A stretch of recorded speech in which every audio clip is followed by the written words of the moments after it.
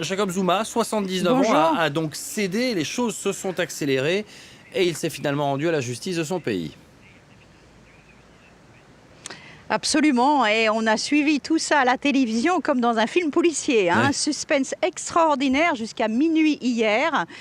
Suspense parce que il y avait des informations contradictoires, parce qu'on voyait devant son domicile ses partisans danser inlassablement. On voyait son fils, Edouard Zuma, avec son bâton faire des actes de bravoure et dire que la police devrait le tuer avant d'arrêter son père. On a vu aussi une ambulance arriver près du domicile de Nkandla qui voulait entrer et à un moment on s'est demandé si Jacob Zuma n'avait pas eu un malaise cardiaque. Enfin bref, finalement à 11h30, 30 minutes avant minuit, eh bien, un convoi de voitures est sorti précipitamment et on a appris que Jacob Zuma était dedans et allait se rendre à la justice.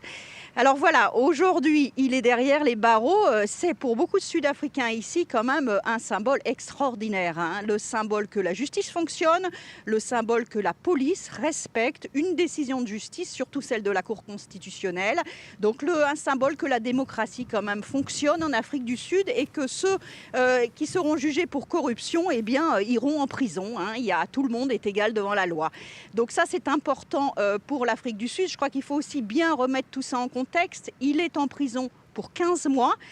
15 mois pour en fait avoir refusé de coopérer avec la justice sud-africaine sur les affaires de corruption sous sa gouvernance. Mais son procès, en fait, n'a pas commencé. Son procès sous sa gouvernance pour corruption n'a pas commencé. Donc, finalement, on n'est même pas encore entré dans le vif des choses avec Jacob Zuma. Et il y a encore des rendez-vous judiciaires importants. Le prochain, le 12 juillet, avec la Cour constitutionnelle, où il va essayer de mitiger sa sentence, cette condamnation pour outrage à la justice. Et le 19 juillet, avec la Haute Cour de Pietermaritzburg, où il sera co-accusé avec la société française Thales dans une affaire de corruption qui date de 1999, où il était en fait vice-président. Donc ces affaires avec la justice ne sont pas terminées.